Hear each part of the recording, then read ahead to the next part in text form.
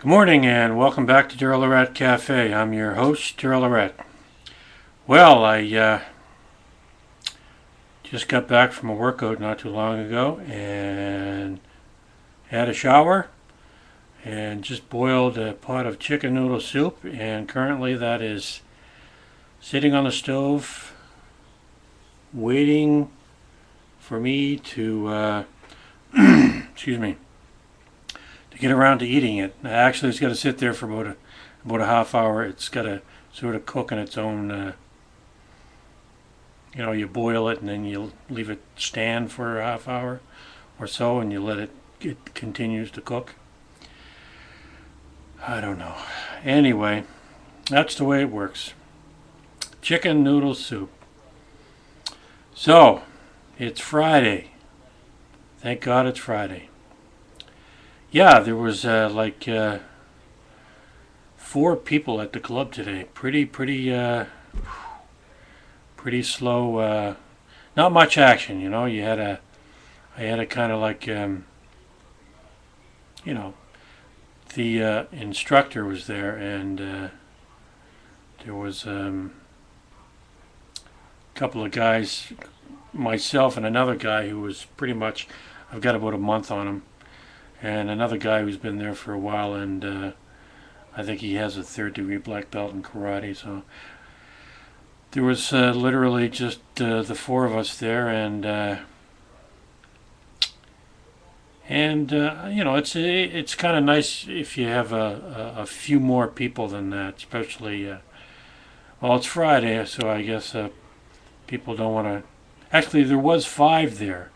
There was one guy there who left. So altogether there was five people there altogether.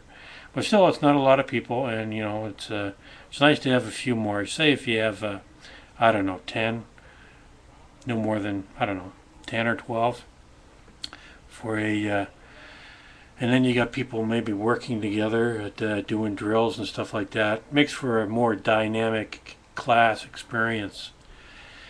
Instead of pretty much, if there's only a few people there, you're primarily going to probably just do your own thing. You might have the instructor come over and point something out to you or teach you something you didn't know the day before. Other than that, that's a pretty typical thing to happen. And why am I talking about this? I have no idea. Well, it's a part of my day. So, it's a part of my day, so it's something I'm going to talk about. It's something that I experienced firsthand. It's like being abducted by aliens. You got to talk about it, especially when especially when you've been abducted by aliens. You definitely got to talk about that.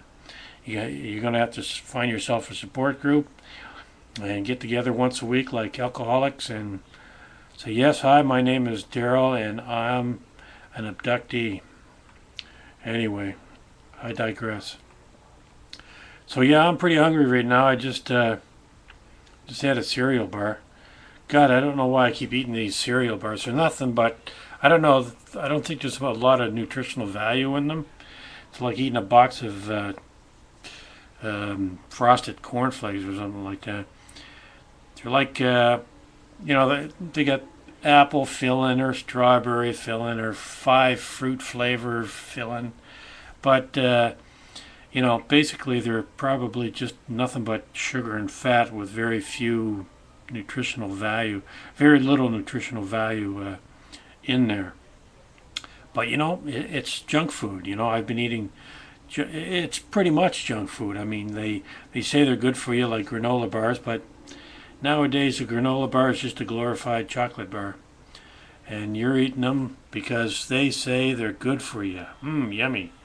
Actually, I had to switch to these cereal bars because eating the granola bars, the granola bars are a little tough to eat, and you got to really chew on them.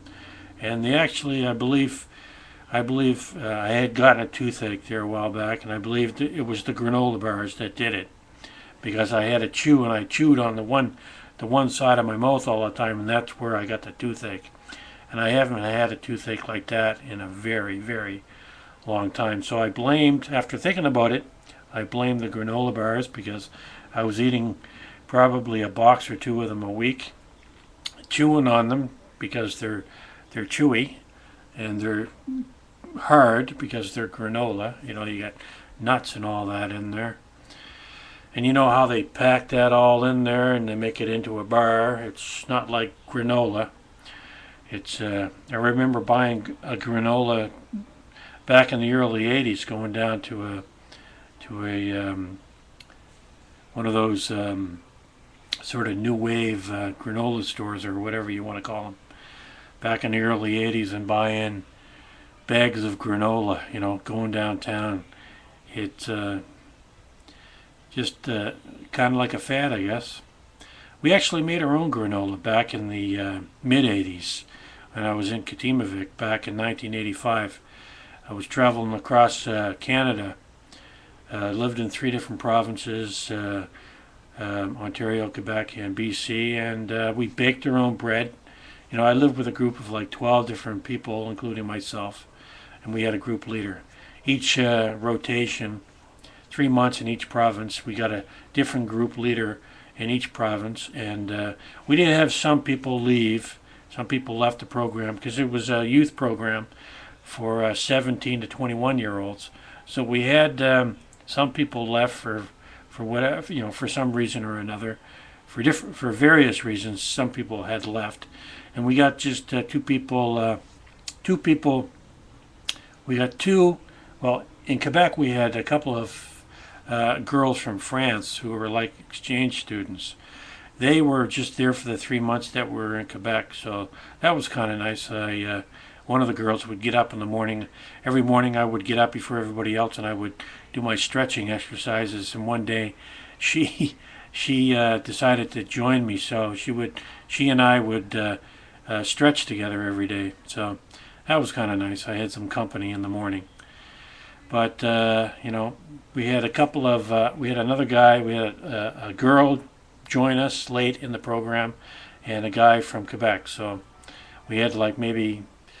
We had Danielle, he left, and Natalie in the first rotation, Danielle in the second rotation, and there was another Danielle who left in the first rotation, and Tracy left in the first rotation. So I think we lost about 4 people and gained 4 back, but 2 of them were only for the one rotation in Quebec for that 3 months, and the other 2 were they came in. I think they came in during the second rotation and were there for the third rotation, which was in BC. So that's enough of that story. Anyway, so I'm just pretty much passing the time here waiting for my chicken noodle soup. I'm going to have that and a couple of cheese sandwiches. I stopped buying lunch meat because, long before that whole maple leaf thing broke out there I think it was last year, where people were dying because of the bad maple leaf meat products. But I had stopped buying lunch meat because the lunch meat, like buying salami and stuff like that, that stuff is kind of like almost not all that good for you. So I stopped buying it because I figure it was just more or less. It's like when I buy a submarine sandwich at Subway right now. I used to get just the cold cuts, which, you know, bologna, salami, pepperoni, and all that. But instead of getting that, now I get a turkey or a ham sandwich, or not a ham sandwich, but a sub. I get either a turkey sub, or I'll get maybe a combination of turkey and ham, something that's don't have a lot of spices in there and whatnot. So it's not. Hopefully, it's a little better for you. I don't know. Like, I'm not really a nutritionist or anything like that.